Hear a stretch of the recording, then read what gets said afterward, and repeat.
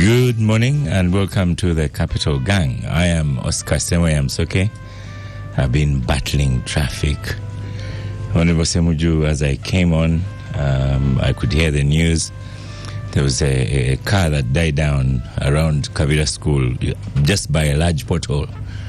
Then Edwin Mumza was reading the news saying, traders are saying the place is smelling because the garbage is... So I don't know about my MP Semuju, what you can do about all these conditions. And then there was this guy swerving in front of me to dodge a pothole. He drives across, then back, then it's like disco dance on the road. We are used to that, Oscar. You're a leading MP. You should be saying, in our government, the way Joseph Otieno says these things, in our government, we are going to sort out all those things. No, you first sort out the current government. Then you can make the promises. Okay. So good morning to you and welcome to Gang. You're very smart this morning. Yeah, because I was coming to the Capital Gang. Oh, that's very, very nice. I think someone is buying these shirts for you because that's a kind of a pinkish shirt. Really, really top style. As Moses of the morning. Where these shirts are sold. I think this one is up there. So good morning, Louis Rongoya of NUP.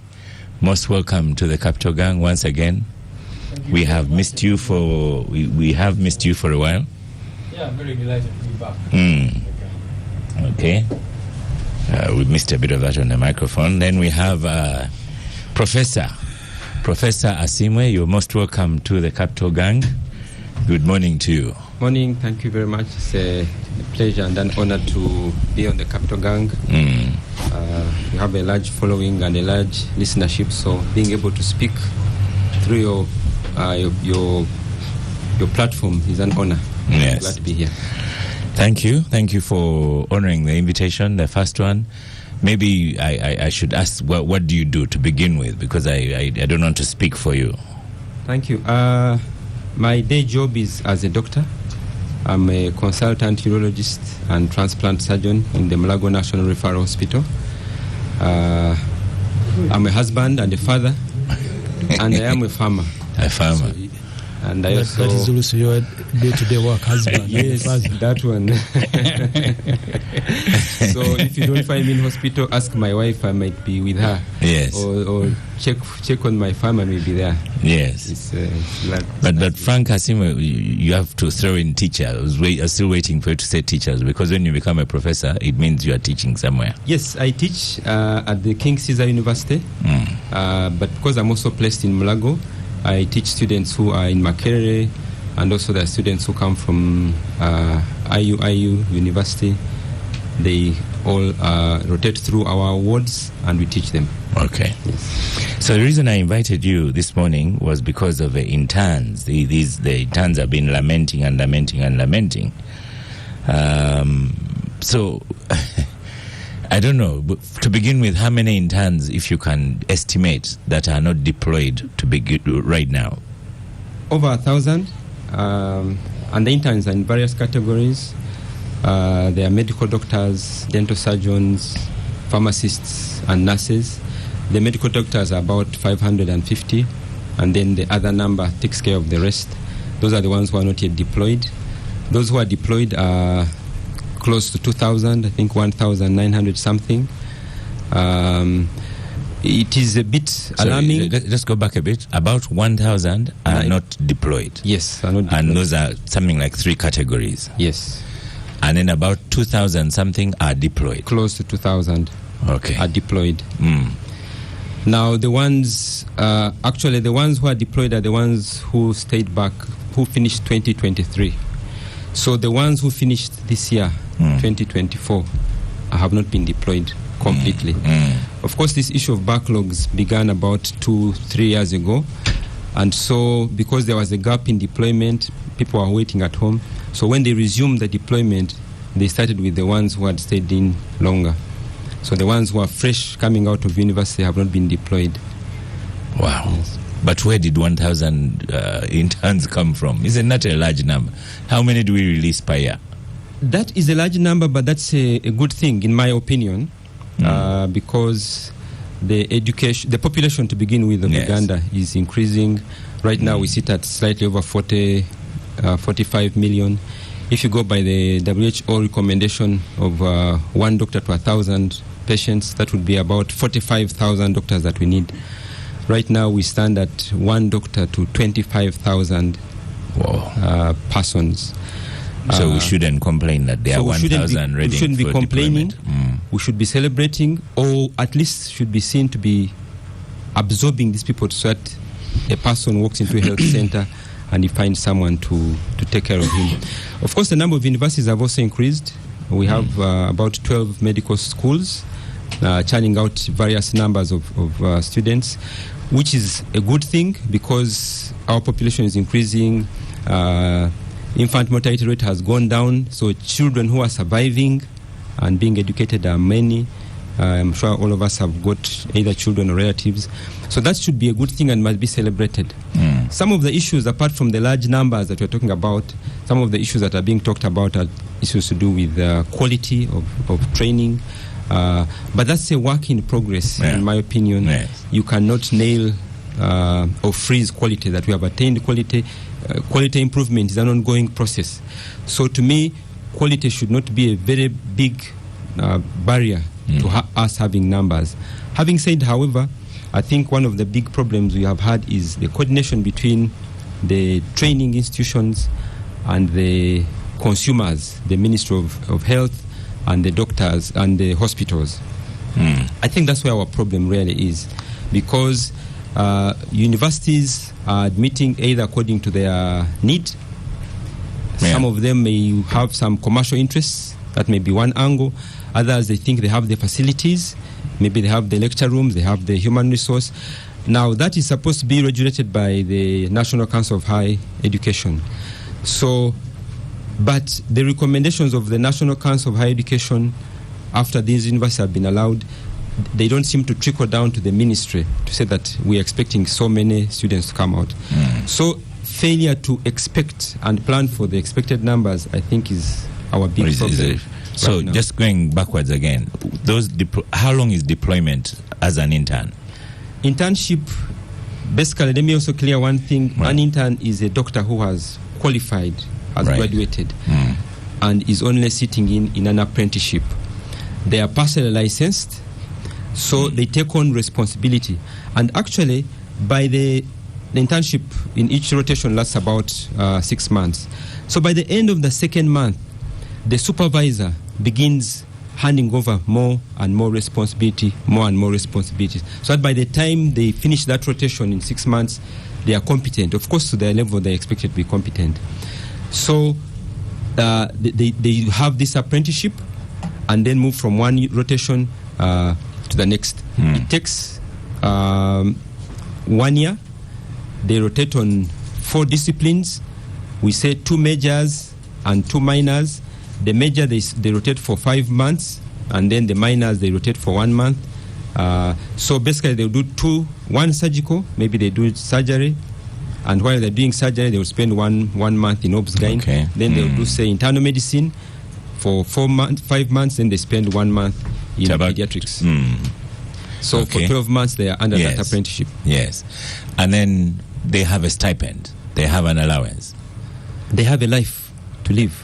No, they have a life to live. Yes. Now defending that's where we have to begin from. They must sleep somewhere. They must eat something.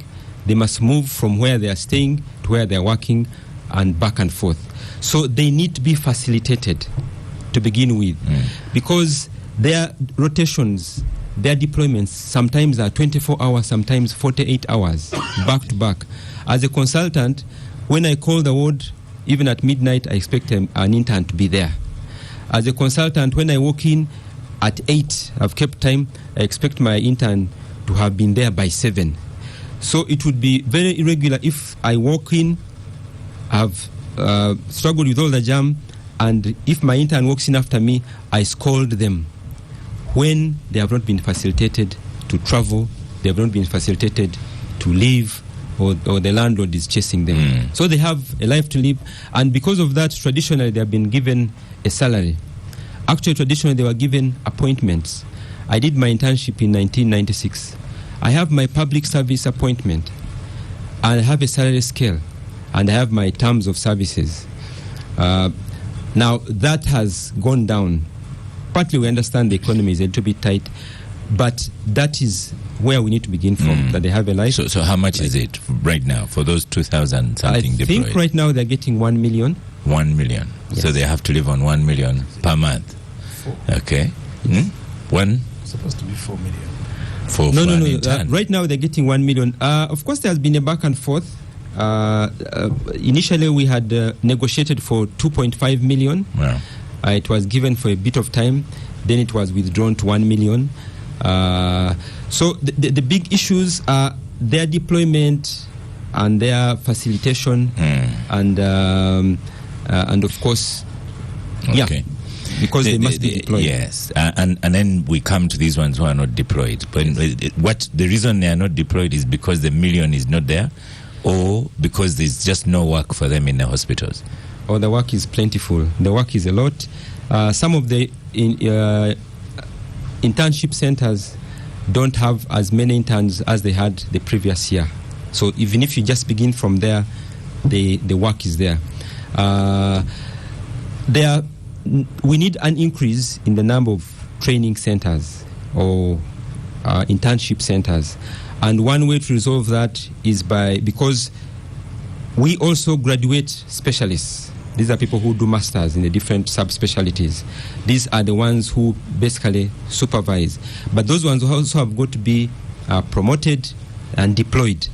So if they're not deployed, then we can say they are no supervisors. But actually, among those who are sitting on Katebe are the supervisors and the ones to be supervised.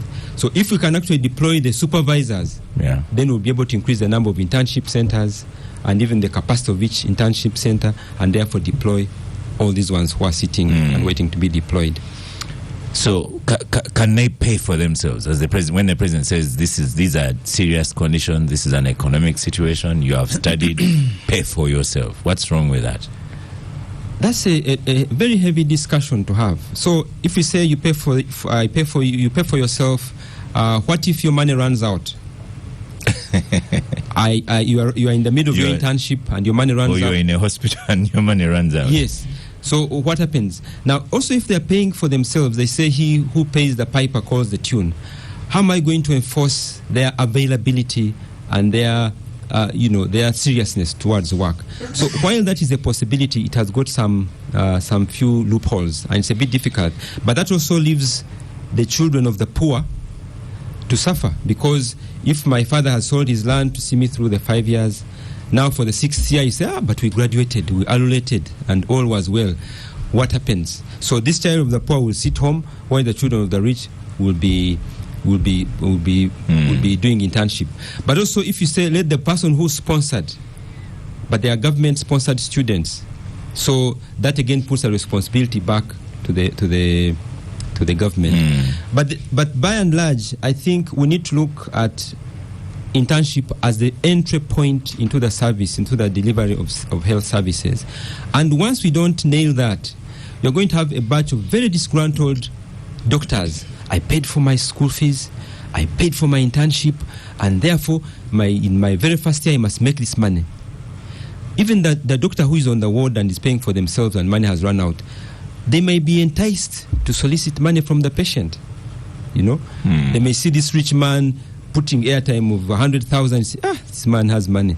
And, so to avoid all those temptations, it's better that these interns are taken care of by our government. Then finally from you, Professor, Dr. Sime, what's the stipulation, what's the rule? Like when you finish medical school, the rule is you must become an intern, or can I just go to a private hospital and start working? For you to be registered, you must have done and have been signed off internship. In those 4 disciplines, as I've mentioned, you must have 4 signatures that you have passed this internship. So you cannot be able to do any practice unless you have that registration. So internship is mandatory to practice medicine anywhere. And even to go on and do further training, you really need internship. So coming to you, Secretary General Louis Lubongo of NUP.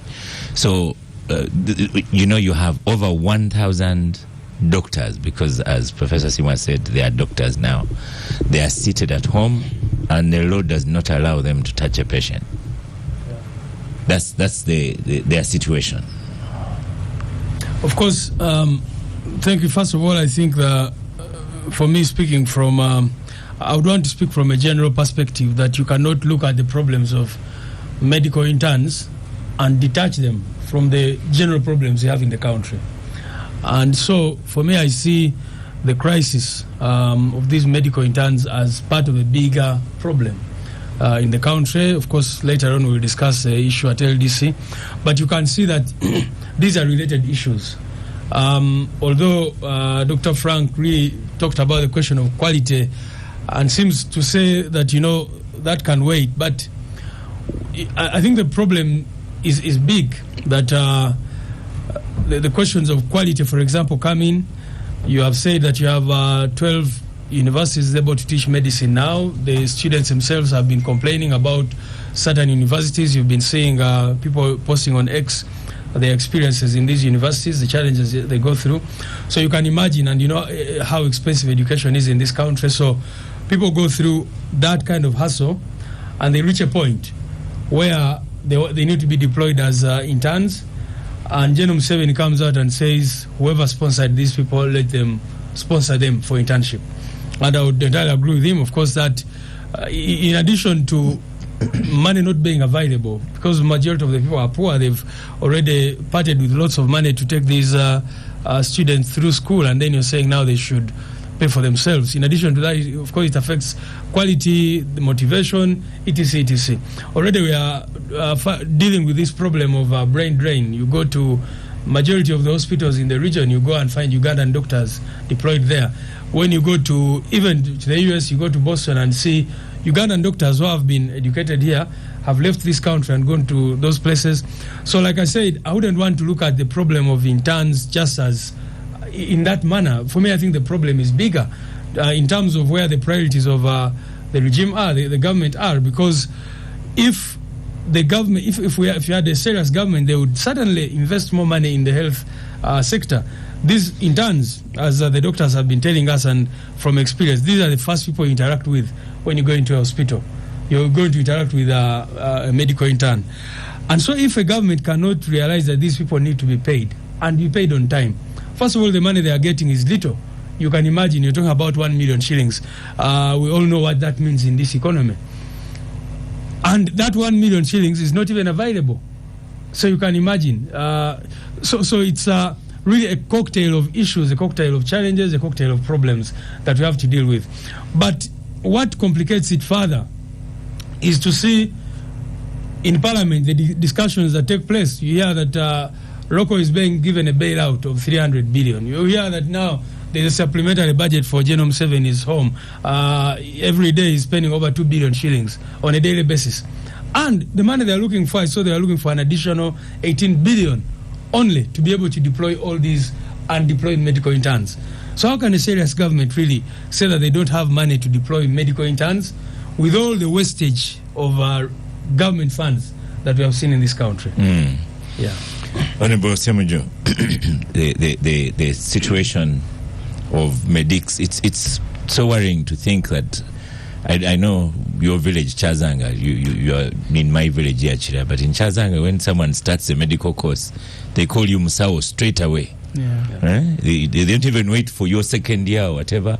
So the pressure you have from home, from the village and whatever, and now you have a Musao who's seated at home. If you allow, let me pick it from where the wrong way has ended. This year, the budget of Ministry of Health, first of all, nearly 75% of the health budget is donor funded. And that's why with all these sanctions, the Minister of Health was on plane almost every day going to beg, please Gavi, don't cut the money, please Global Fund, don't do this. So 70% of that money in the health sector is donor funded. This year, Oscar, the funding gap in the budget of Minister of Health is 1.8 trillion. 1.8 trillion. Just hold on, Honorable Semoju. There's sad news coming in. The Kisoro woman MP, Sarah Mateke, has died. She was also State Minister of Defense. So that news seems to be coming in now. May her soul rest in eternal peace. Well, yeah, returning to you. So the funding gap for Minister of Health is 1.8 trillion. If you look at the list for which government has provided no money. Funding gap means that money is not there. Yeah, because their budget was about, I think, about 4 trillion, and they are given about 1.6. And I have told you that 1.6, 70% is donor money. So the areas that are not funded, if you want to appreciate the crisis, Morago has a 28 intensive care beds. We are told only half was functional because there are no nurses there. So the people who go to Morago seeking that critical care, they have 28, I think, if I'm not mistaken, 28 beds for intensive care. Half is working. The reason the rest is not working, it is because the nurses are not there. They don't have enough. And then because that remains the situation almost in each and every government facility. The other day when Museveni returned the budget to Parliament, I know there was a lot of excitement in the public because the starting point, people thought that MPs had given money to their constituencies. They were supposed to construct a surgical ward in Mbale. Mbale Regional Referral Hospital takes care of about 13 districts.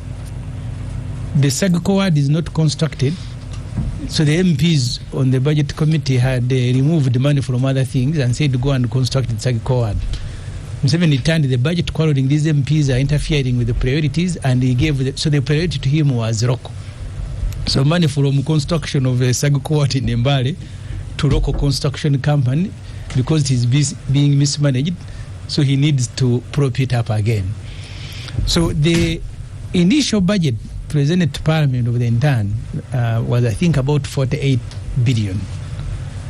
The 48 billion was not in the budget. Then they said, now we can find some money.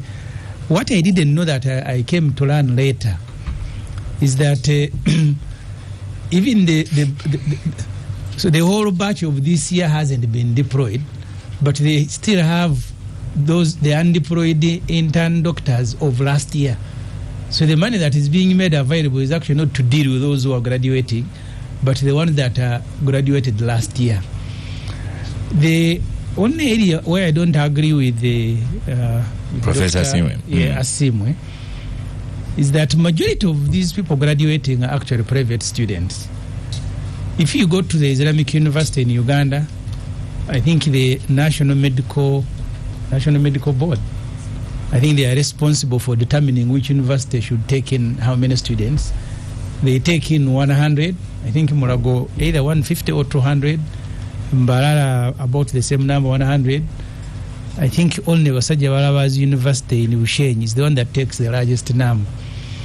So the government, on average, you at a university level, you'll have about maybe 800 students or more who are doing medicine, and government is educating less than 200. In fact, less than 200. To pay for a student for medicine, you range between 5 million to 7 million per semester. Per semester? Per semester. So in a year, you're almost paying 14 million. And I'm saying this because I'm educating one.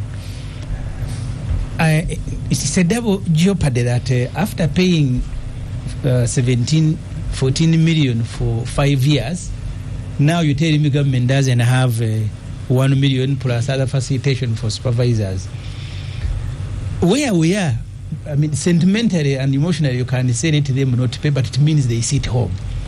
Because even us who go to seek medical care from government institutions, you are not supposed to pay. But don't we end up paying? The last time I was in Mulago, I taken my father. They told me, I don't remember whether was it X-ray that is down, go to Nakasero. After Nakasero, then I went to another facility. So you have to take a decision. So I don't agree with what is desirable is that we must pay for these interns. And Oscar, people need to understand, part of the reason we pay is not that these guys are entirely on an academic program. The last time we were interfacing with the Minister of Health, nearly half or more than half of the services, medical care in public facilities, is offered by these interns. That's why I think the professor said after 6 months, you begin handing over work to them. So government here... at night, they mostly are the ones in hospital. Even during the day. It's a balancing act. You are bringing them up to take responsibility. Yeah. So an impression is created that we are looking for money to educate them. Actually, we are looking for money to pay for their service. He has already told you they have graduated. So after graduating, and then you want me to be, because the supervisors will come around, show them what to do, and they leave. So you are left, majority of patients are left in the hands of these intern doctors, and that's why they are doctors. So I think that's how this matter needs to be presented. Government is not paying to educate these people. Government actually pays for the services they offer, and Minister of Health has told us they offer more than 50% of the service. In fact, some hospitals, when they don't have them, they are working at less than 20% capacity. So the money we are looking for is not to continue with education, but to pay for a service these people who have graduated are offered. The way Dr. Sima said he got his letter from public service to begin his internship. Yes, because they are actually offering a service under supervision. I did internship at Monitor as a journalist, but I was producing more stories than staff I met there. Monitor was paying me, private company was paying me during my internship because I was also working. So how can government refuse to pay people who are, because when you present them as interns who are going through an education system, then the president will be right to say, let them pay. But here you are paying people who are offering you a service, which service you will not have when they are not there, and theirs is cheaper. So the requirement is money that you can find, but I've told you the budget of health, the funding gap is 1.8, and it includes smaller things. Completion of Murago 15 billion is not there. Hiring of nurses, I've told you the intensive care works that have capacity because they have no nurses. When you listen to the report of the parliamentary committee on health, on the health sector, you want to cry. The other day I told Dr. Ayume, who chairs that committee, I think they have now replaced him, that maybe your report should never be presented. Because everything, the buying of medicine, simple thing, repair, most of the equipment, including equipment that have been given to Uganda free of charge, some remain unassembled in boxes. There is no money to assemble them. The ones that are assembled are not repaired. And it is from one facility to another, one facility to another. So really, the intern is not the crisis, as Mr. Rubongo has said. It's a whole problem in the sector and in the whole government. Yeah. You're most welcome, Honorable Lydia Nyoto Mutende to Gang. As you settle down, you are allowed to say good morning, listeners. Good morning to our listeners and to Oscar and to colleagues on the Gang. Dr. Simwe, you are welcome. I know him from another side of life. Oh, and small world. Since his days of Budo, you know. And then my brother Rwongoya, you're welcome. It's a sad morning. We've lost Honorable Sarah Mateke, the State Minister for Defense and Member of Parliament for Chisoro. I was with Sarah last Friday in Tororo, attending the function of Honorable Both. So it's very sad. She was not well, but we didn't expect that this could happen so soon. Yeah. So I want to stand with the family, the old Mzee Mateke and the family. We stand with you. But also on the other side, Oscar, we have the youth symposium for Gisu. It's in Mbale State on Thursday. I wish them well. And we also have your friend. There. Your friend the late General Ronda. We are going to recognize his contribution beginning the early next week, organize the Ministry of Defense and the UPDF. Okay. And also to, Katuntu is not here. I would like to join the NRM fraternity and my chairman to welcome Katuntu to the NRM caucus, and to Honorable Ojara Mapenduzi. They are welcome. We every effort and every value addition to the leadership of our country and to the NRM is most welcome. We welcome them to the NRM. Thank you so much. I'm going to charge you for all these bulangos that you fitted in a good morning message. But Dr. Simwe, you know, in my other life, I'm a school manager, a teacher, and this is what sparked my interest in the interns. They've been bombarding me with messages, though. And I do know that lately, with just students taking that course that leads them to medicine is hard work. We in the school system, we have to persuade them. Okay, and I think then when they come to university, you have to persuade them. So I did a bit of statistics, and the question I'm putting to you, Dr. Simwe, what is the future of medicine? What is the future of doctors when you look at Africa? I did a bit of research. In South Africa, Honorable Simujo, you don't be distracted by the ladies, the producers. In South Africa, 800 qualified doctors have no work. 2,000 medics remain unemployed. This is Uganda. Dr. Sima said that. Dar es Salaam, Tanzania, 1,000 have no work. Kenya, 4,000 have no work. Have no work? Qualified doctors. So the work is not there, or they have not been they have not been given, they have not been employed. Nigeria, 40% of Nigerian doctors are jobless. 2,325 in Ghana are jobless. So, and the one who made the research for me said doctors can only get jobs in South Sudan, Congo, and Somalia. Is this telling for the future of medicine, for the future of doctors in Africa and Uganda? Okay, thank you very much. Let me first talk about quality, because I papered over it in my previous submission. Quality is paramount, and anyone's quality can be questioned at any time. It's an ongoing process. In medical training, and what we're advocating, we begin with entry points. What is the minimum cutoff? That's what needs to be emphasized. Stipulated by a council, Council of Higher Education. Then, after we have they have come into the training, there needs to be constant monitoring, because granted, some universities may want to put out many doctors or make their university look so good. So there needs to be monitoring of progress. And finally, when they are going to finish, we are advocating for a national exam, so that we don't say, this one's from this university, this one's from... The way we do in UNEB, Senior 4 is Senior 4 for everyone, PLE is PLE, Senior 6 is Senior 6. And then the other quality check is actually doing the internship program, because most students, after they've qualified, do their internship from centers, or they meet consultants who have not been their teachers. In internship, there is a provision for an intern to be stayed. Say you have not mastered this, we're adding you another month. It exists? Yes, it does. So someone can actually do internship for 2 years. So actually, by government enforcing internship and superintending over it, they're enforcing quality. So quality is paramount and must be looked at. Now, we have painted a picture of doctors finishing and they don't get jobs. But on one hand, we've got this doctor-patient ratio. Okay? Right now, we stand at 1 to 25,000. Actually, when I looked at that figure, we are only looking at the doctors, because it works up to about 1,800 doctors. If you do the one doctor to 25,000, they're actually looking at the ones in government service. But there are also doctors who are in the private service. Uganda Medical Association will represent about 8,000 doctors. Our membership is up to 8,000. So the 1 to 25 does not cater for all the 8,000.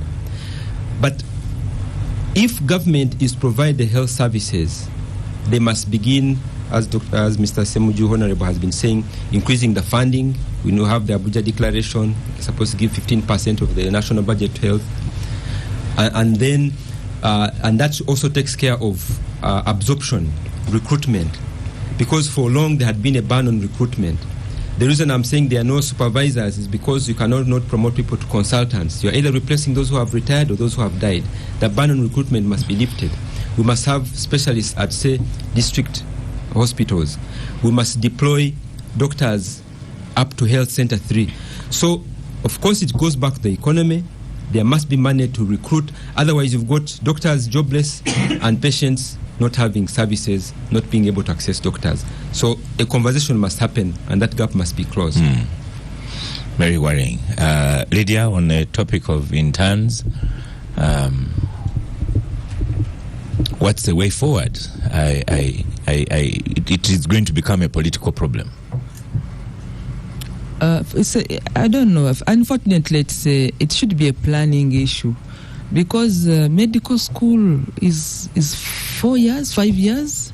Then there is internship. Surely, by the time people begin the intake, by the time we should be in the know in first year that in Uganda, the 54 universities or so have so many enrolled medical doctors in the making. So by the time they get to fifth year, it's not a standoff. We should be able to, because internship must happen. And we are talking about to discuss the medical team. I'm from the legal fraternity. We also have our own issues. I think you've heard this. It is our second topic. We have people who go to law school is 4 years, then LDC is 1 year, 5 years. Then you go to law school 4 years. Then when it comes to LDC, and you are a useless profession if you do not have the practice, because our profession, you must have a practice certificate, and you cannot have a practice certificate if you have not gone to the law development center. And then for us, unlike the medicals, in fact, after the LDC, you must now go and to the field for another 2 years to get a practicing certificate. All these things must be reviewed. I mean, we cannot continue like this. This happened at independence, pre-independence. Things have changed. That's on one side. On the second side, let me read need. This to you. Let me talk about the need. No, just let me read to you, Lydia, because you bring an interesting, and there's a Dennis Lumumba Karumuna. It says, 1, medical internship should not be mandatory after 5 years. If an individual is not qualified, then that one is a failure, finished. Is that what you're saying as well? They do a lot of practical, but they should be supervised. I mean, the profession is interesting. It's more practical, and they are supervised by consultants on the wards and all this, because you are dealing with human beings and life. The line between life and death is so tight that you need to be supervised, and so that you are a product that is tested on the ward, in the surgery rooms and all this. But what I'm trying to say is it's really a planning function. We shouldn't be discussing this in some of these professions. I've given an example, my own profession, the legal profession. It's like the teaching where we began from, me and you. Now, how do you begin telling me that we do not have students going for teaching school practice? You must go for school practice, and you must be supervised. So I don't even know what's happening in the School of Education, because every university is churning out teachers. School practice happens. So it happens. You only have to charge as supervisors. They students. How is it happening? Because these are professions that you cannot do halfway. Because at the end of the day, you must have a practicing certificate. And for us in the legal profession, every year you have to renew. So the medics, I think that... I'm talking about the long term, but the immediate. We have people at home. What do we do? But the contradiction also, or the dilemma also, is that actually there are sick people out there who do not have professional care. You see the contradiction. If you had a tent out and you have professional care, it doesn't matter there. But we put so much money in concrete and in other infrastructure things, and we've forgotten the critical, the skill. Because even by the roadside, somebody can do surgery. I worked in a war area. Our biggest interest was not buildings of a hospital. Was this professional? How do you secure him to reach and care for people in IDPs, in where? Those are areas where you could say that the medical skill is so critical to a life, because it's between life and death. So for me, I'm even ashamed that it can be a debate on a talk show. It is so obvious. So I don't know what you're going to do, what they are planning. But I think that they should allow the interns to be rolled out, whether even in private clinics, and then we look around for money. Their money is not too much. It's not out of the road. But let's not have this conversation in the next intake. Let this be the last time we're talking about how to manage it. Intakes must be managed from the enrollment. First year, we plan 5 years ahead because it's a 5-year course. That's my contribution. Yeah. Actually, I don't want to debate it so much because I don't know. How did we get here? Ask Semujo. Maybe the Dr. Simu is a practitioner, but this is particularly a planning function and Ministry of Health. Just before you come on, and Ministry of Health and then the academia. Dr. Simu, the two people here on Twitter. For us, the battle is on now the LDC. We have people who cannot go to practice law, who cannot get a job. And when they are advertising these jobs, they say we are going you to must LDC. have an LDC. Our next topic is LDC. Let's finish in turns. And as I remind you, you are the most powerful person in the studio, the member of SEC. Power in terms of what now? SEC, the deciding organ of Uganda. So Dr. Simu, there's Semakula Benon, Semakula on X formerly, she says the issue of admission is the problem. Their universities are admitting higher than they can manage because of big people, and the National Council cannot do much. That's one. Then Triaguma says, ask that doctor, there are other medical cadres in medical fraternity, not your so-called internship programs. Who caters for them, like the lab assistants and so on? So those are divergent views. What do you take from those? Okay, thank you very much. Let me talk about the first earlier question, which was talking about internship not being mandatory. When a student is I can call it practice, their clerkship, their decision cannot be based on to treat the patient. So they've not had an opportunity to take charge. Hands-on. Every time they are doing something under someone, and even their clerkship can be pocketed and they take it away. So during internship, it's like the birds trying to fly out of the nest. You throw them out there and stand at a distance and see if they can perform. If you don't do that to them, then they will be very timid. They will be very timid and they cannot practice. So internship is very vital. And you've got these 4 rotations, 6 months here. Actually, at one time they had broken it into 3 months, 3 months, 3 months. So they have got this time when they are late to perform under supervision. So basically, internship should be mandatory. Must happen. Okay. Otherwise, they are useless. Admissions at university, that's a conversation that the regulators must have. Okay, they must be able to put their foot down and say, how many teachers do you have? How many lecture rooms do you have? How many hospitals do you have? Because for you to have a medical school, you must have a hospital where your students can practice. And because of that, they say, no, take up 20, take up 30, take up 100. That conversation must happen. And the regulators must be listened to. If they are being interfered with, that's a different story. But that must happen. And that chips into the quality.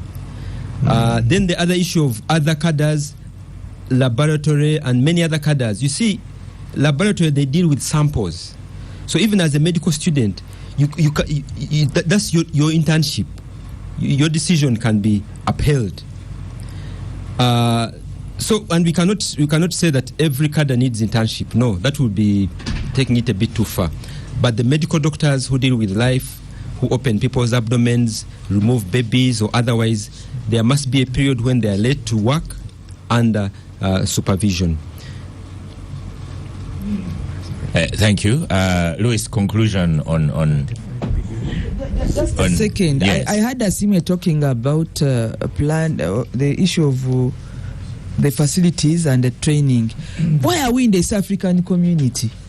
These are some of the issues that we should be discussing. If our neighbors in DRC or South Sudan do not have this numbers of professional children, students, we can take them and they do internship there, but under supervision. These relationships are going to help us cross-border standards and qualifications. Uganda cannot be an island if we have many medical people who are not supervised. You're the right. need for health care is big.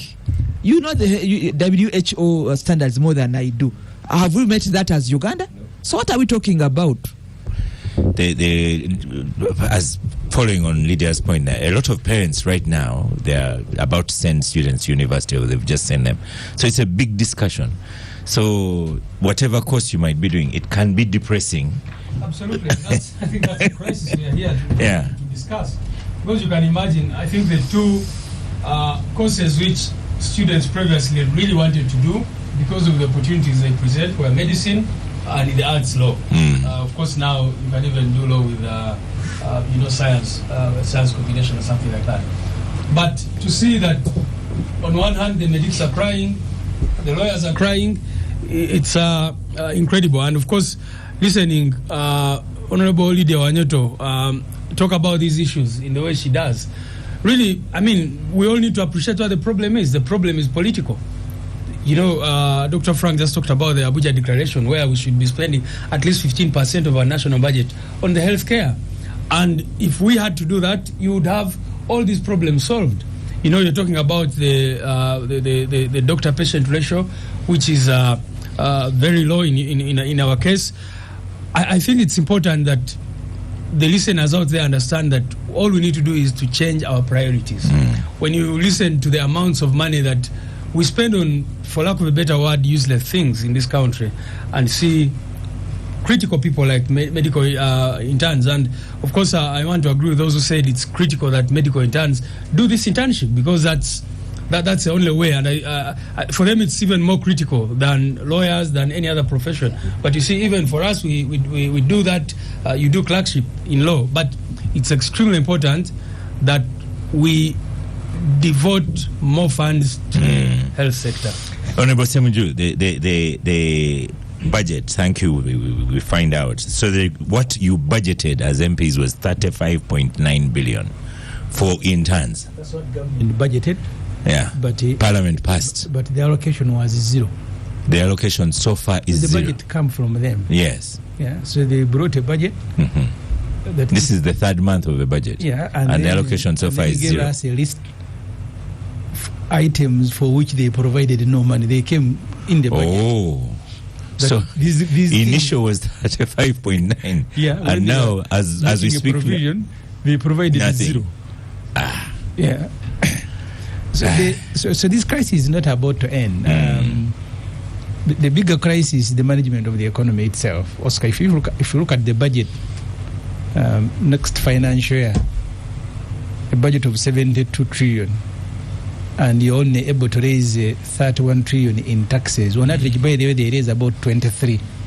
And the rest of the money you have to borrow. And when you borrow, what are the priorities in the budget? When you try to change them, Museveni will tell you, don't interfere with my priorities. And that's how we ended up a party where we are. The money that the MPs, the committees had moved, he ordered that it must be restored. And where it was restored, it is local, it is penalty. Okay. Before we go, let me give... No, that's what it was. I'm coming to you. I want to give Professor last word on this. Associate Professor Frank Asimwe of Medical School. What's your final word on this? What do you take? Are interns happier that there's some... We've talked about this topic on gang. They should be happy. As Uganda Medical Association, we are trying to talk with other associations, the Nurses Association, the Pharmacy Association, so that we come up with a common stand and address the powers that be to see if this can be resolved. The longer these students, now doctors, spend at home without practicing, the more they deteriorate. And then even emotionally, even they develop this anger and hatred. So when you finally deploy them, they may unleash that rage on the unsuspecting citizens. So the earlier we get them from their homes, the better for them, the better for their parents, and the better for the health system. Thank you so much, Associate Professor Frank Asimwe, for your plea for medical interns. Let's stop for a break. After a break, we go to the lawyers. You're listening to the Capital Gang. I am Oscar Semoyamsoke. We continue again with students, young people. Star Cafe, thank you for powering the gang. Dr. Asimwe, you don't have to come with a chapati in your pocket. Everything is safe here. So, and seeing that we have a doctor in the house, you can eat with abandon. We'll be safe. So 2 lawyers in the house. I was expecting Abdul to come and to be, especially since. Oh, but you've taught at both LDC and Makerere? No. I've taught at different universities. At different universities. Okay. So the LDC has been in the news lately, and because it's kind of same situation. If you've not gone to LDC, you can't practice. You can't work as a lawyer. You've had, as Semuju said, most of the students are private students. You spend a lot of money. Your parents spend a lot of money, and then just like that, no work. And I think what came to light is the way the letter, the disappointment letter, the way it's written to you, says good luck in your future. When you have no future, I think that is where the biggest problem is. Yeah, Louis. Thank you so much. Again, let me, at the risk of repeating myself, say that all these are part of a bigger crisis that we have in this country.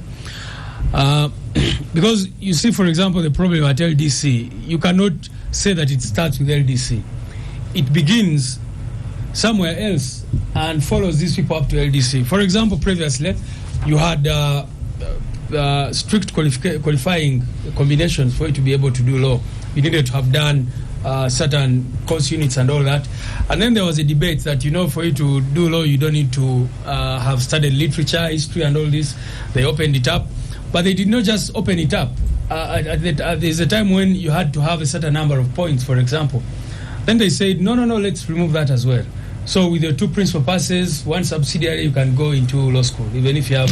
Strictly, it's not true. You still need a certain number of points to go to law school. No, actually, at any university. That's not true. Like I'm saying, if you have 2 principal passes, meaning that you have 4 points and 1 subsidiary, that's 5. My suspicion, if you have 4 points, you will not do law. 5 points, I'm telling you that's the minimum. As long as you have 2 principal passes and 1 subsidiary pass, you can apply and do law. But no university will admit you with that. They will tell you 12 points, but for them, good enough, they still have the pre-entry exam, But the point I'm making is now, they came up with this whole idea of liberalization. And I'm speaking this as a lecturer, a person who has taught law before, and you find students who can barely construct a sentence in English, they're in a law class. But you see, you don't want to just put the problem there. You need to understand what were the foundations. Because I don't want to blame this student entirely, you just need to go back to where they started from and how they maneuvered through up to this point. So, then what is the outcome? You have thousands and thousands of people now in law school. And LDC, of course, does not have enough facilities. LDC is very important in my view.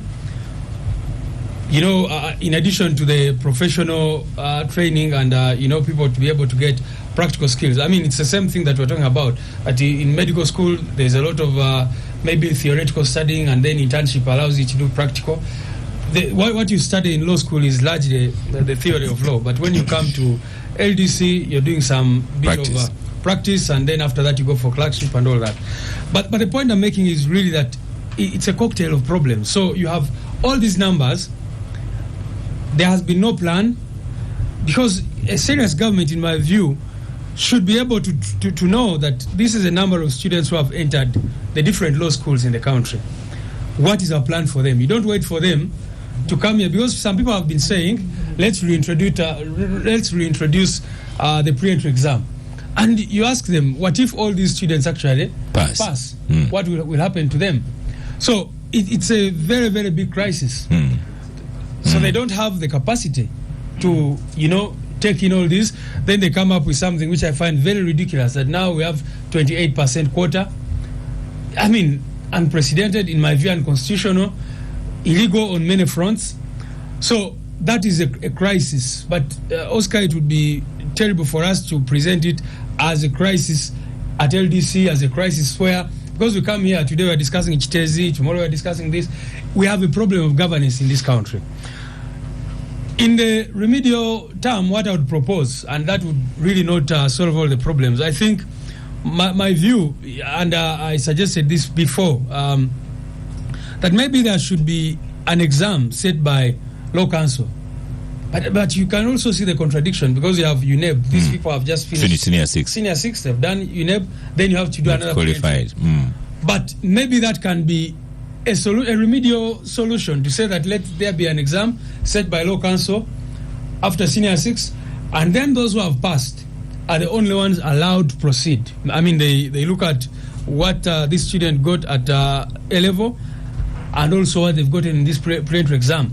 But when I proposed that, someone quickly reminded me that, you see, ministers are going to bribe their way. They will find a way of influencing the system. The people who are connected to the system will then have a way of ensuring that you have so little faith. Yeah, I mean, because these are the problems we have in this country. So you find that whatever solution you're looking at has its own challenges. Because if that was to happen, and law council sets an exam where you can trust that really this is going to be watertight, there will be no corruption and all that, then what can happen is that out of the maybe 2,000 students who have passed this exam at that point, then all the law schools in the country are able to select from only those. I think it would be duplication, but yeah, I mean, like I said, what do you do? Because you have so many problems. Maybe this send idea it to of you liberalizing LDC, saying let's have LDC, let's privatize it, for example, I wouldn't agree with it, because the first problem of some of the law schools is exactly that it's just monetized now, it's commercial. I think it's what is happening in the medical fraternity. Someone opens a medical school and they just admit as many people as want to study medicine as possible. And I've said that as someone who has taught law before. I mean, like I said, you're in a class and you're teaching someone and they cannot even construct a sentence. But the unfair thing, as I conclude, is that in my view, why the pre-entry exam at that point would be important. Don't let this student go through 4 years of law school and block them at the point of getting into LDC. That's very unfair. You would rather say that stop them early. Put that pre-entry or a system that does not allow them to go through the hassle of the 4 years, and like I said, it's extremely expensive. And then you're unemployable because you've not done LDC. Lydia,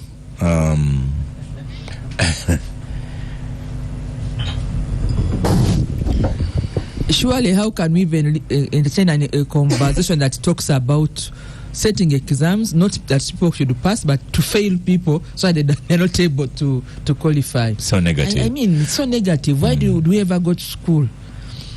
It's about skills. I mean, Oscar, you come from the other side of an educationist. If somebody has been able to go through school, they should be encouraged to pass, to follow their passion, to pick a skill to survive.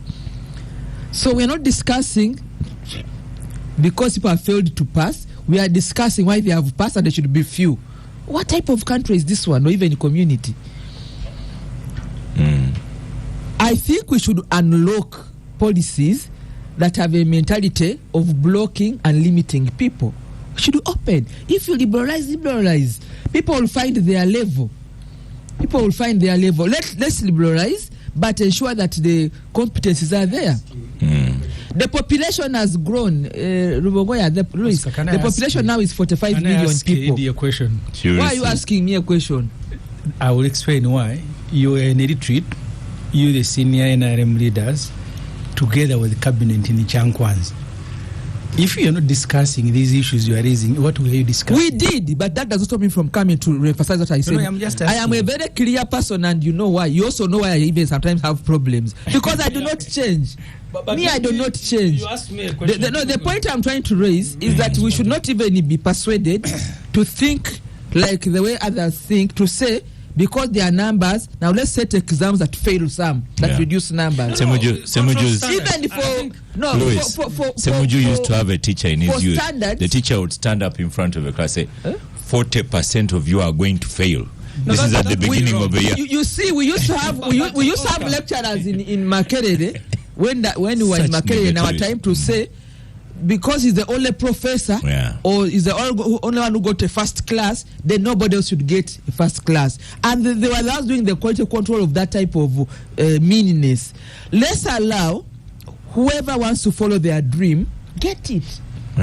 as long as they qualify. But let's not set exams. Yeah, let exams not be set so that you fail. That's why I don't agree. Yeah. Let people sit exams so that they qualify to follow their passion, you come back to it. to follow their dreams. Wow. Secondly, this ESC things where my passion is. Many of us who even try to do the practicing the LDC equivalent in Kenya or in Tanzania, when you come to practice in Uganda, they tell you we've not opened up, even when they are talking about ESC standards, free movement of labor and skills and even goods. There is already a law in the customs union, there is a law of the common market, but you cannot come to practice law in Uganda if you have a PC from Kenya. They say, we have not domesticated the blue books or the red books have not yet been domesticated. We've not yet. I thought it is allowed you now. Must no? do the one. No. It is not. You must. I am a victim. You must come and do the one of Uganda. Oh. Now the one of Uganda is limited. Well, they've opened a branch in. They've opened. We went in Kenya, in Rwanda, but when you come here, you cannot practice. They cannot enroll you. So what is happening? They have opened a branch in Lira, yes, in Lira, Mbarara. and then in Mbarara. Maybe there's a proposal to open one in Imbali, and they should come running. Maybe even in Igulu. No in the budget. But there was that. I'm sure there's no money in the budget. But I think there should be clever ways of, first of all, reopening the blue and red books or the policies here. Even the law council should raise to the occasion and open this thing. Let's not mix. Louis, my point that let's not mix qualifications and competence to what government has limited people to be. Those are contradictions. Let them open space. Because by the time someone finishes senior 6 and wants to go to law school, if they are competent, there should not be no exam that reduces them because the center is not able to absorb. No, I do not agree with that. Okay. Let's raise the occasion, because when you qualify, you have your skills, you go and hustle. Many of us are not DPP. We don't work in the judiciary. We do not work in government. We don't even maybe have chambers. But you are able, because you have a skill, you have a passion, you are able to survive. You want a quick one just before we get Dr. Caesar. It's the same with the medical field. I cannot imagine. Caesar on X, formerly Twitter, says at Semoyams, okay, why is Lydia reading from the Book of Lamentations like the rest of us mere mortals? She should mobilize the NRM. But just I'm mobilizing. I'm on radio. Just quickly, I wanted to say very importantly that there is no society without quality control. That then we would be opening floodgates to all manner of problems. That's why previously we had inspectors of schools who were doing that work in real sense, and that's why I say that the problem begins somewhere. Okay. You see, with UPE, with USE, with problems in secondary education, and so what Lydia needs to understand is that they are responsible for all this mess. Them as NRM, that is. They are responsible for this mess. And so what I suggested is just remedial. That's why I said that the bigger solution is in revamping the system of really looking at the system in its entirety. For example, one of the conversations that has been there is some universities may decide to issue first-class degrees. They do these days. And they are doing that because they want to attract as many students to come, because it has been commercialized. And I think that's what Dr. Frank was talking about, that when National Council for Education or Law Council for that matter gives you accreditation, how often do they follow up to know that actually you have lecturers, you have the facilities to teach these very highly professional courses? How often do they come in to see what you're doing? How do they regulate the standards? So that's where the problem comes in. Then Dr. Simwe, maybe one of these days you should exchange notes with people at law school. Hey guys, how are you doing with your interns? The quality, as we've said, is very important and must be enforced throughout.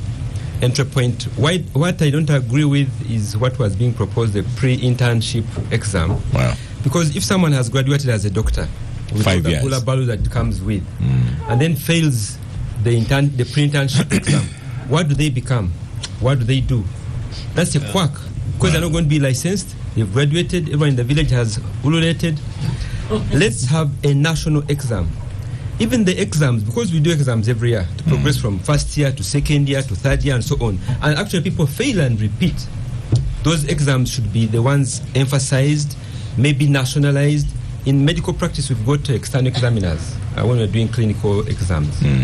You get a professor, yes, someone from another university comes and examines the students in this university. And the opinion of the external examiner usually is very strong. Let us encourage that, inter-university, external examiners at all levels, but the final exam must be a national one. And once you've passed that in the university, then you go and do your internship and practice. But I like what you said, that an intern, if you have failed, they say no, do one more month, because you want them to continue, because they've already invested 5 years of their life. They can even do a whole year. They can even do a whole year. Yes. Yeah. They all have a skill, and they have to sharpen it. But the point I want to raise, this issue of quality control is so important. But it should not jeopardize the fact that the population has grown and you realize more people in this profession than it was 20 years ago.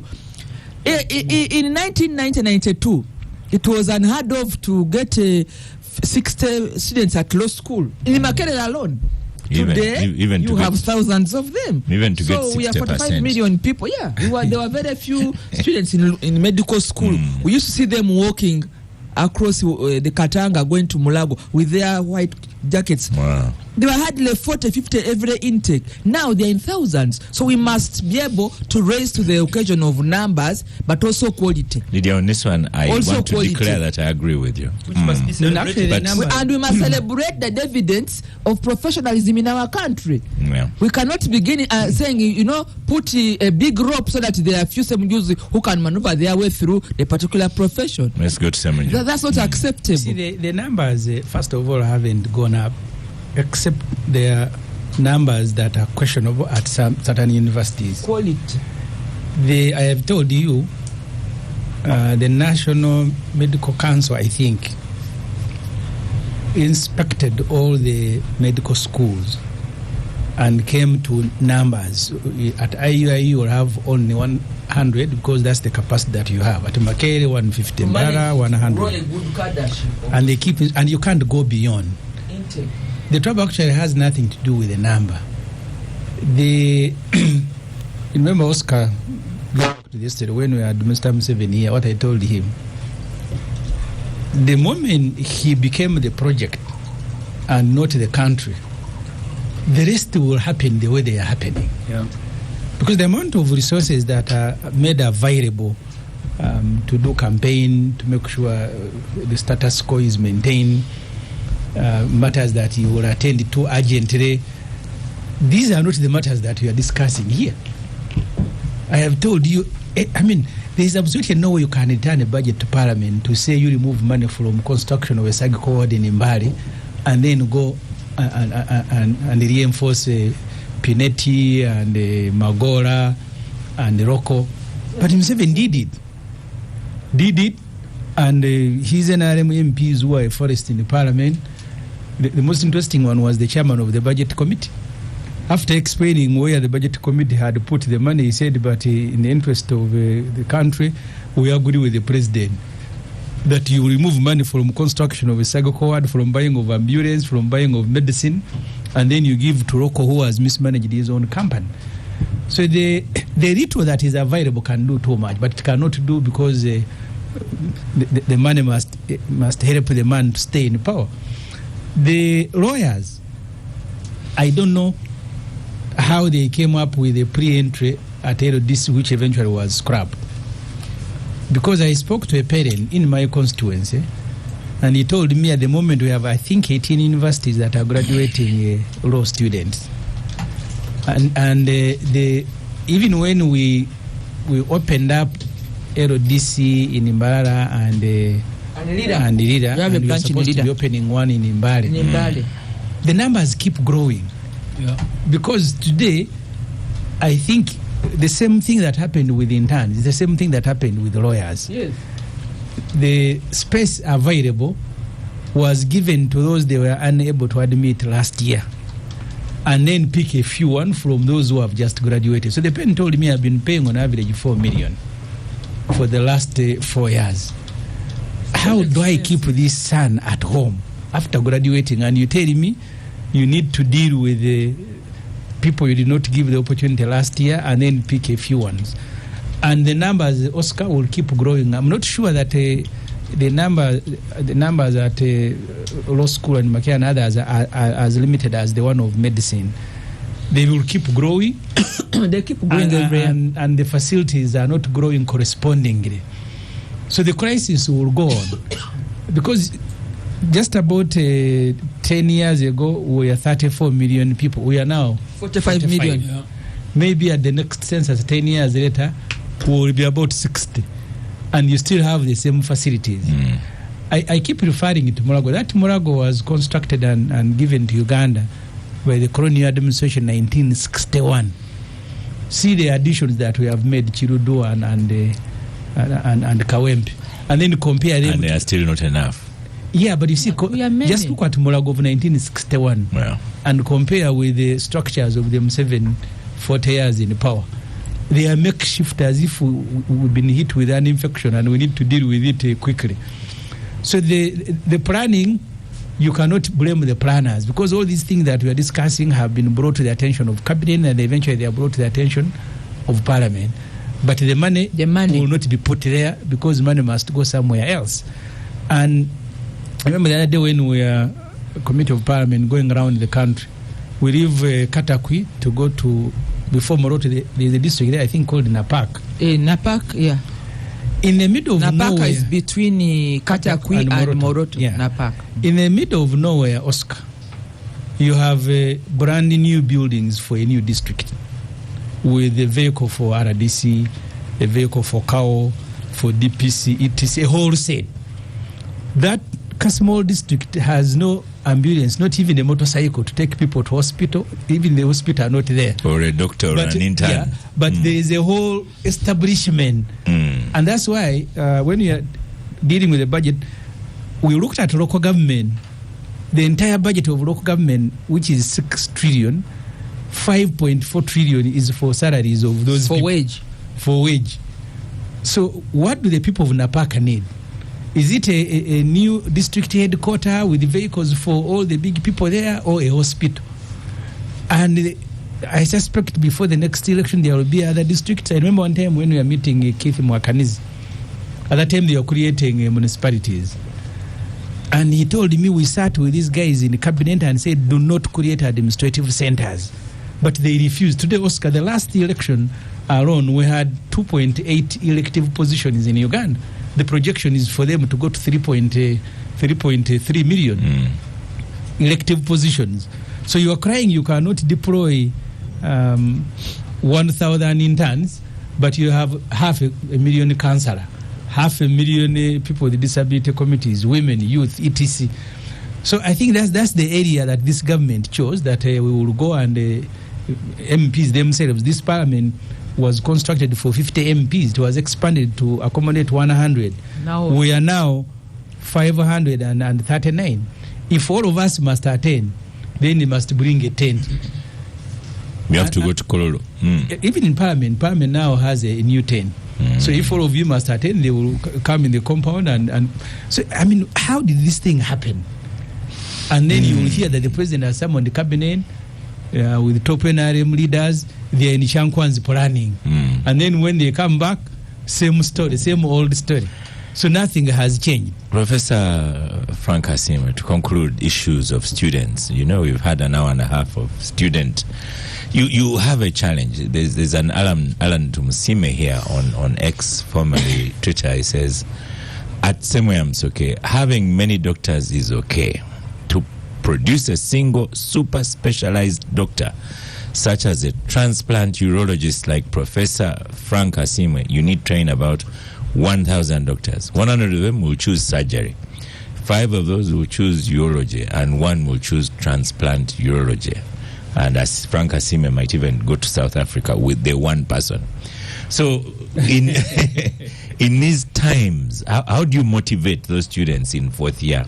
How do you motivate those students in 5th year when they are reading that there will be no facilitation for their internship? The reality is that when we are talking clinical work, we pretend we don't know what's going on because we are dealing with the ones in front of us. Life and death in front of you. or the ones who have done the M.Med, and we concentrate on those. But when you step back and look at the bigger picture, you have to select your words. Tell them Mugume. Things will get better.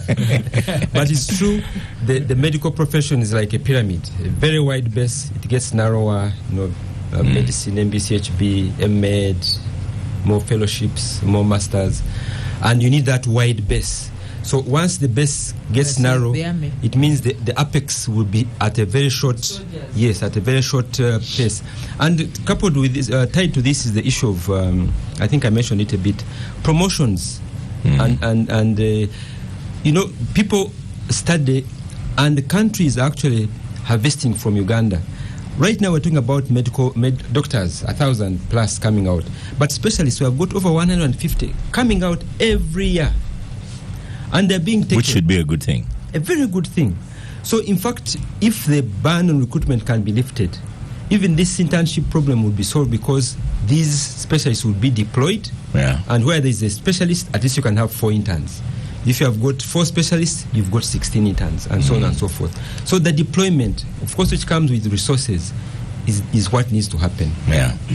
Lydia says the army, someone sent a tongue-in-cheek message that maybe recruits for army and police should also start paying for themselves. The medical profession, by the way, it has very serious protocols aligned to how the army discipline, working resilient. He said Mugume, that's resilience. So I just want to compare, because I know how they operate. They have a lot in common. So we're going to stop for a break. After the break, we start with the SG of NUP. Some unkind people have been saying there's Trump and ears, and then what? With bullets going across ears and so on. So social media can be so cruel. So let's see how Professor Rubunguya responds. What happened to your leader? Welcome back from the break. Sorting out my microphones here. So, Bwana Louis Rubunguya, what happened to Honorable Kyagulanyi? Yeah, of course, our President, Honorable Kyagulanyi, was attacked the other day, as you saw. He had just gone for a private visit at the home of one of our lawyers, Judge Musisi, and as we were leaving, the police charged at them. You saw the videos.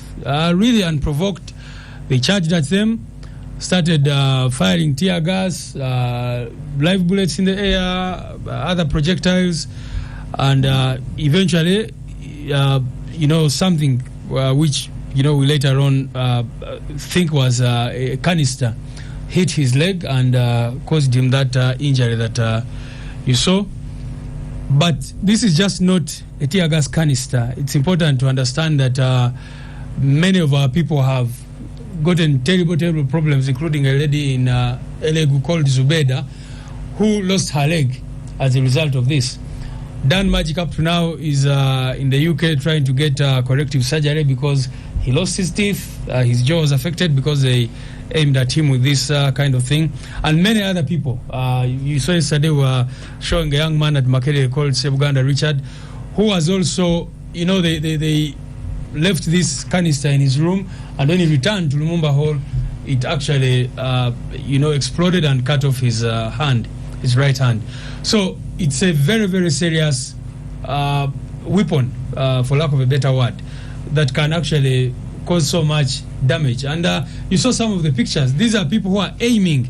Because if the intention is really to disperse these people, why don't you shoot in the air and it will come down and have the impact you want to have? But you're aiming these projectiles at people simply because they're putting on red overalls, they are NUP, and you can see the partisanship with which the police operates in this country.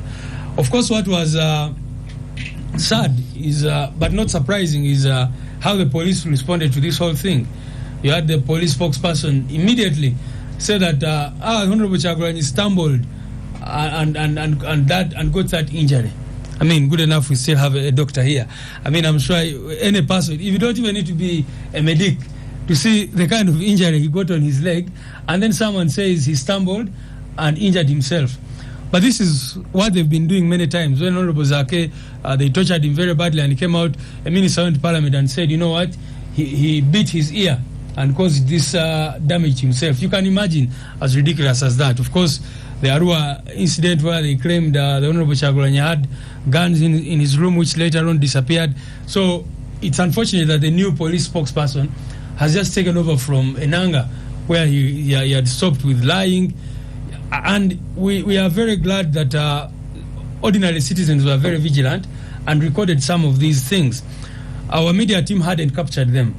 And so eventually they came out. But you can be sure that if there was no video, they wouldn't have come out to clarify. They would have stuck with that narrative that he stumbled and injured himself. So the following day when they saw other videos coming, then they started changing their statements. But it's important to know that all this is part of the impunity. I mean, they say you cannot do these political activities, even when, for example, they claimed that we're having a procession. But the videos which came out clearly showed that there was no procession. It was just in a road without even many people. There were just a few comrades gathered there, and the police started charging at them as if these were terrorists or something like that, the way they were approaching them. So we condemn that in the strongest terms possible. Our president is getting better, and when he's fully back on his feet, we believe he'll be back on the trail. We still want to do our nationwide tour, which the police blocked illegally recently. And what do you say to the naysayers that have produced all these jokes and whatever, and comparing with President Trump and saying maybe the ear and so on? Well, that's expected. Comedy. We live in a society where all that is expected. But what I can say is that to those people especially is that, you know, like the old saying goes, it would be foolhardy for a monkey to laugh at a burning forest. When all these things happen to one of us, we need to take time and reflect. You know, with these, one of the positive things, in my view, that came out of this march against corruption was seeing many more people actually get to understand the kind of state we live in. Because some people, they say, oh, this is about NUP, this is about FDC. Those people are crybabies until it happens to them. So we've seen, when we started talking about abduction, they dismissed it. And then they started coming for these very people, the academics, you hear that, of course, the religious leaders and others. So when there's violence against any person in this country, we must all condemn it, because tomorrow it will be you. So you can't just downplay such an incident.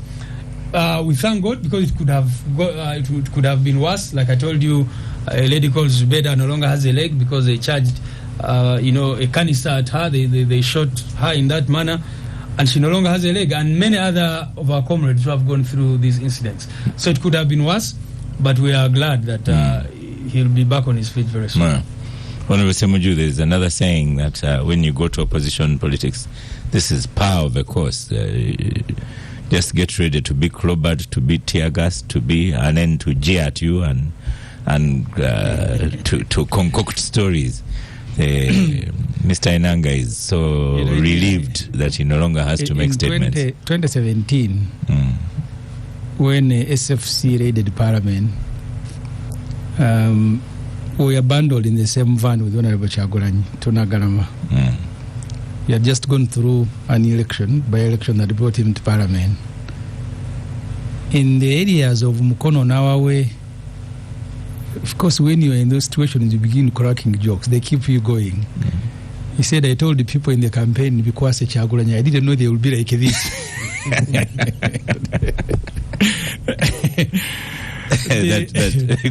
that they will clobber him. No, his song during the campaign was because Kyagulanyi. He said, I didn't know things would, because that day, we nearly got killed in Parliament. I saw one sheikh in the evening on the news. He said, MPs jumping on table. They were poorly brought up. For him, that's what he saw. So the military invading Parliament... Maybe he was not wrong. The military invading Parliament and beating people was not his concern. The concern of the country should be that an opposition leader of Kyagulanyi's profile can be attacked. The extent of the injury does not matter. For me, it's not even a matter of a discussion. But you are still in a country where Museveni will use the state to curtail, but also to threaten life Because why would you attack someone going home? I remember during walk to work, they escorted that time was a UPC president, Professor Otunu, and he went up to his office. But the rest of us had been charged with terrorism. They found me walking in a band. So the response of the state to competition is what should worry, and for me that's what should be the discussion. And of course for them, my experience with the police and the military in situations like this, when there are no cameras, you know you are in trouble. And the first thing they do is to deal with the journalists. Last time when we were arrested here taking a petition to the Kenyan embassy, they beat up a journalist from Terefina, smashed his camera because they don't want to be filmed when they are doing these stupid things. And they know what they are doing. First of all, the law doesn't protect them. So they will first deal with the cameras. And from our experience in the past, when you see them beating journalists, then you know you are in trouble. Because once the cameras are not there, you are finished. You will see policemen kicking someone as if he has committed. I remember when they were driving us to Nagarama, Odongo told these policemen who went abusing us, insulting us in the car. He said, you guys, we have committed no crime against you as individuals. These are Uganda's problem that we need to collectively solve. So you can't go abusing us. They had locked, we couldn't breathe. They were hitting one portal after another. They said, you guys, you're in parliament enjoying AC today, you will see until when you are dumped there. So the incident, certainly police will try to explain away. They will say it didn't happen. I remember when they nearly killed Dr. Wesija around Murago, they said he's the one who had come with a hammer. But here everybody saw police with a hammer smashing because they wanted to remove him. But in the evening it was now Wesija who came with a hammer, until when the video was brought of a police officer walking from another car with a hammer. So they will lie, they will blame you, so the victim will be blamed for what he has gone through. And for me, the bigger thing is that this points to the nature of the election that we are about to subject ourselves to. I think Museveni, this month officially, and I'm saying the word officially because he says he doesn't know when he was born, his children assigned him a birthday, but that assigned birthday falls on September something, so he will be 80. So he becomes weaker every day. One way of dealing with the opposition and the competition, when you are weaker, you can no longer go around the country. It stops everybody, so that the country looks like there is no competition. And I know it's going to be more brutal. His son, who now commands the army, he was partly in charge of the crackdown on opposition when Dona Buchagwanyi got arrested in 2020 in Ruuka. His son and Retro Cage, they were the ones who were picking people, beating them, torturing them. I think now he has come of age. So this is fact? It is a fact. That's why Museveni later came and said some of these people, we have them here. Yet the law says you can only be arrested by police. You see, Museveni is very interesting. On TV, he said, you policemen are not even supposed to bark at people. You're supposed to, because before you arrest someone, you must tell him why you're arresting that person. You introduce yourself. He said, all these things must happen. Then the same Museveni is on TV saying, some of these people we have here, and they are very good people. People had disappeared. Nobody knew where they were. They were not at any police station. But they were with Museveni. I don't know where. So we've moved into that season where things are going to get worse and worse, not because they were okay before, but you are now dealing with an aged man, officially 8 years old, who wants to die in office like his comrade Mugabe. He has elevated his son to command the institution. Mugabe had left office. No, he was removed. He didn't leave. But he had wanted to die there. So he will become more brutal. People should brace themselves. Just before we go to Lydia Louis Rubongoya, there was another video I saw yesterday of police kicking and punching, and was that a fake? Was that a criminal? No, that's exactly what happened, and that's what I was trying to tell you, that that was at that place in Bulindo. Oh, that was exactly at that spot, and that's why I was saying they were charging at these people. So this is another video so these videos keep coming out. Yeah, because the people are vigilant. I mean, where they see these things happening, and we've been encouraging them to do that. People started recording. That's why. But those men were beaten thoroughly. Yeah, and some of them are still in hospital. One of them came out. Where were the policemen so annoyed? I mean, you ask yourself, and this is, again, like I said, this is the challenge we have in this country, that once they see in a red beret, the police has been trained to view the opposition as enemies of the state, as enemies to themselves, even when they actually don't realize that what you are doing is try to improve lives for them and everyone else in this country. So, and their commanders, sometimes these low-ranking police officers are not the problem. You heard in one of the clips, one commander saying, shoot him. And so if the commanders view themselves as under threat, if President Kyagulanyi is able to mobilize, then what do you expect? Yeah. Lydia, for us in schools, we are not allowed to beat anyone. But don't you beat them? No.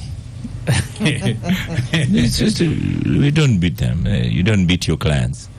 But seriously speaking, schools no longer beat. They do, but not as bad as it used to be. Very rare. They don't beat.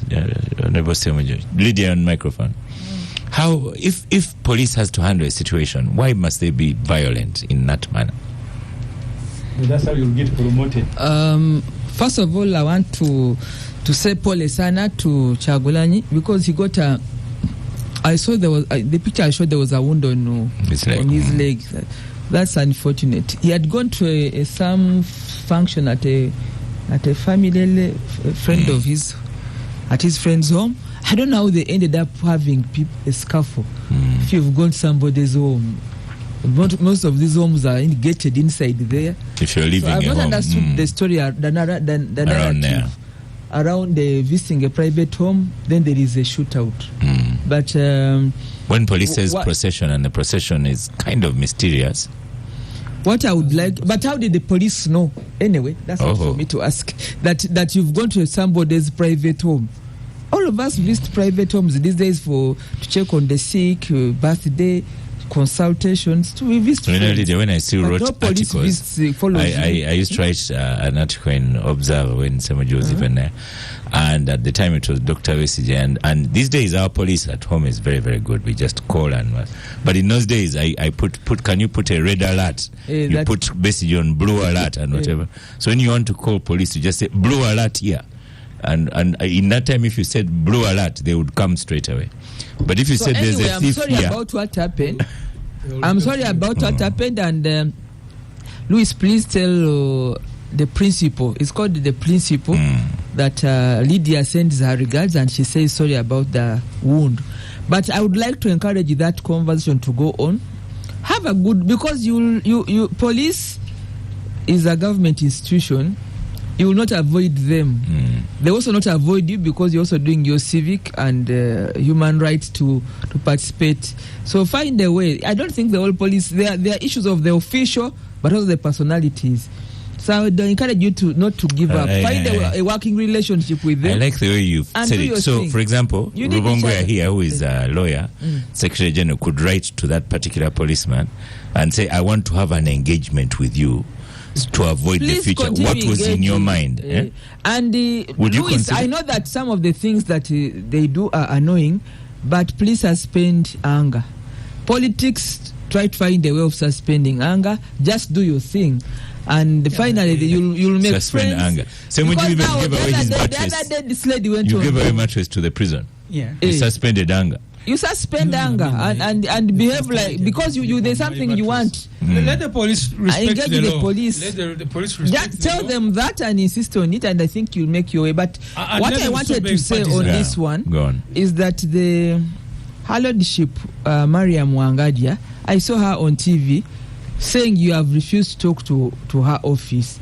But that office is not Wangadia. Which is not the true Human also. Rights Commission. It's not true. So you listen to me. These agencies of government, they may not have the faces of the people you like, but you can, if you want to have your way and your agenda, make your case. Don't run away from them. Don't get angry with them. Engage them until you get your way through. Because the one of Human Rights Commission, I do not see how you're going to do your work by putting them off your radar. off your radar. I mean, in addition to it's that, an institution of hold government. on, Louis. First, let me squeeze in Professor Asimwe. Yeah? Me, yes. So I'm trying to say that that's my opinion. Please engage. Whether they will follow the advice, whether they like to but please engage Human Rights Commission, engage the police, engage the other DC. You have said it. Let me ask Professor Asimwe a different kind of question. Frank Asimwe, the Semuju here says that the political season is coming on, and I want to ask you a reasonable question. You know, in the old days, we would invite Dr. Buku here, and we never knew whether we invited him as president of a medical association or as a member of FDC or an activist. So we'll just invite him in. But for you now, active in the medical association and also teaching young people, how do you prepare for election season? Are you looking at wounds? Are you looking at emergency treatment? Are you in your system? What's your preparation like? Thank you very much. First of all, I'm a law-abiding civil servant, and the subject being discussed is above my pay grade. And that's why I've changed the question for you. Thank you. Now, for us, fortunately, I worked in a war zone. I worked in Kasese during the ADF. Actually, the ADF war started 3 days after I'd reported for my internship. Wow. November 11th, 1996 it was. In Mulago, when there are demonstrations or the things that usually cause excitement and are likely to generate casualties, we do prepare. You do? Yes, we do. We alert the emergency team. We tell them to free beds because often you have got casualties. Wow. And for us, when you come in, we don't ask who you are, what color you put on, whether you are part of enforcement or otherwise. We treat you as a patient, and that's where we stop. And we leave our thoughts and our affiliations at the gate. And when we are there, we are very neutral. I was fortunate, so to speak, to treat a rebel in Kagando Hospital. This man had been notorious for laying landmines. But he had also suffered from his own landmines. One had blown off his arm. He had one arm. One had blown off his leg. This time they brought him, his leg had been blown off. But of course, as professionals, he had even been brought by the UPDF. And we treated him, and he improved, and we discharged him. So we are very neutral. But yes, sadly, when there are scuffles in town, we prepare for an influx. Yeah. And that's and one of the experiences. in a 5-year course, you're teaching students these kinds of fractures and so on, and emergency. I can imagine a doctor in Gaza right now.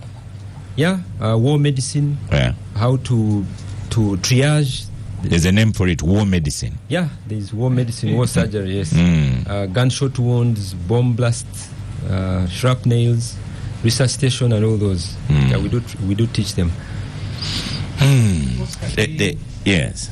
See, India advises Ruvongwe that you need to speak to policemen. You see, the assumption is that actually, and the assumption is that they even when do you think this time they did it? Because I saw their press conference where they have a picture of a policeman, and they say this policeman did this, then they present a video. Is this going to be the future? You know, sometimes when they're embarrassed, they will try to put up a PR stand. Because the trouble is not these policemen at on the road. Police. Yeah, they are not. Once they are ordered by their superiors, I have kept saying this even to my constituents. The day policemen tear gas their own wives, Oscar. Because the wives were complaining. They were beating saucepans, they had disconnected electricity and water. And their husbands fired tear gas at them. You cannot blame them for working like robots. But the orders to beat are not their orders. In fact, if they don't beat, they will be in trouble. When I was arrested here 2 weeks ago, the ordinary policemen who were arresting me didn't misbehave. But the one from somebody from who is supposed to be their supervisor, for him when he came, he wanted to beat. The ordinary policemen are arresting you like they should if they have been ordered. But him, another one called Kuzara, incidentally now is my DPC in Chira. His supervisor, who later got into trouble with the police, Siraje Bakareke, when they arrested me from my home, said, why are you handling Semju like a bridegroom? Be physical, don't just handle him like that. So the mentality of some of the supervisors is to misbehave. Many of them, that's how they get promoted. If they hear that they were kicking you. One time, one woman told me that you guys think when they are rolling you in the mud that Museveni gets concerned. He actually loves it. That he will be there laughing when he's seeing Besigye being rolled in the mud. And the people who do that, he will love them. They will even get promoted. So the ordinary policemen, where you are sending us, Lydia, they are not the right address. The person ordering them to beat people and torture them and shoot them dead is the right address. Is the right address, Mr. Museveni in the Entebbe. Lydia, conclusion? I'm asking Semuju, and I'm advising Louis here that they should not give up. They should continue engaging, so that, like you've said, the public was very supportive. At the end of the day, we endear ourselves to the people. Well, so if you keep away, how will people get to know whether you are getting a fair service from the institution or not? That's the point I'm trying to make. Okay. Yeah. And the issue of anger. Yes. You have no business with anger when you're in politics. Anger is a reaction. I know, when you are beaten, but you can laugh. Train yourselves to that you laugh when they are beating you. Because when you are angry, maybe their intention is to make you angry. Yeah, but you see, so the moment you beat me, there will be a natural reaction, and I can't control it. Either I will cry or I will be angry. I'm giving advice, so you can but take the advice you give, Lydia, so stop beating us, then we will not be angry. Don't. You're also giving advice. Continue engaging. Yes, I am advising Lydia, go and tell the state, stop torturing people. You are sending me, okay, I'm going to tell them. We're going to have Louis here. And then, I'm going to tell them. I have some senior police friends, police officers who are my friends. I want to talk to them. In Ichigo, you have those conversations? No, those ones not really, but in Ichigo we have good security. But these senior people, how can, was it 3 girls disturb you and then you want to close the road and you want to pinch them, and these are just and these are the things you deal with in your family at home, and know the children and you manage them. No, there must be drama. Oh, they must caused by the drama. Police. I remember you just hold her hand and take her away. They must be seen to be working. After 2011 elections, when we were in walk to work, they used to give Kaiwora 60 billion per week. They were calling it political disturbances. So these policemen will stage drama, especially the senior ones, to show that there is accountability. There is so much. You show you are pinching a girl. Yes, against the state. Instead of holding her hand and taking her away. Louis Ruongoya, conclusion. Yeah, well, I actually wanted to talk about that. One, it seems that these people benefit from that. That's why they have to author fake intelligence reports, trying to show that. I'm sure for our president's visit to Chira, they probably said he was planning a massive demonstration or something like that, even when he had just gone to a private home. So it's unfortunate, but you can see the 3 topics we've discussed all relate to one problem: governance. You see, the 2 problems we talked about, the LDC, the interns, this explains it, that General Museveni would rather put all the money to try and contain any kind of opposition, to try and make sure that he retains power in every way possible, while the people continue to suffer and all that. And I want to point out that, again, related to what we are discussing, recently we've been having diaspora engagements. And Oscar, if you go to, Canada, you go to UAE, these countries, Saudi Arabia, Qatar, and all that, you feel like crying, seeing the cream of Uganda leaving the country because of lack of opportunity and the challenges here. I mean, you go to those places and wonder who will build our country. You go and see the doctors there, the engineers. It's as if we are training people just to send them abroad. So it's a real crisis. People shouldn't just see it as a small issue. It's a crisis. And so what we need to tackle, what we need to confront is a question of governance in this country. But we also need the principled opposition. Please, you also sort your house. Your house is not... Associate Professor Frank Asimwe, final word on gang. Offer alternative. But the people of alternative. Don't spoil the last word. Go on. Thank you very much. Health service delivery is an essential service. Louis and Lydia are not on microphone. Only Frank Asimwe is on microphone. Health service provision is an essential service, and it must be kept on the priority list. If we ask the sponsors of these doctors, the parents, to take care of the internship, we'll have taken them off the priority list. This is the recruitment stage. Government needs to find funds, and I believe they are there. I know our revenue collection is not that high, but if we touch the priorities, shift around the priorities, money can be found, interns can be deployed. But the biggest message is that these interns must be planned for right from entry point in first year. As they progress, it should not come as a surprise that now we have got 2,000. It should be celebrated that we have now numbers. And quality is very important. Quality is ongoing. Multiple players, the regulators, the teachers, and the students themselves, they must come out as quality students. So resources need to be mobilized for the doctors to be deployed, and then they can serve the nation. I thank you. Thank you so much. Listeners of the Capital Gang, continue following us on our social media platforms at Capital FM Uganda, at Semwea Msoke Star Cafe. Thank you for powering the gang. Students are about to return to schools, exam term. In the studio, thank you, Secretary General Louis Rubongoya. Thank you, Lydia Wanyoto Mutende, powerful gangster of the SEC. Thank you, Honorable Semoju. Thank you, Associate Professor Frank Asimwe, for your comments on gang. I am Oscar Semwea Msoke, and I shall see you next week.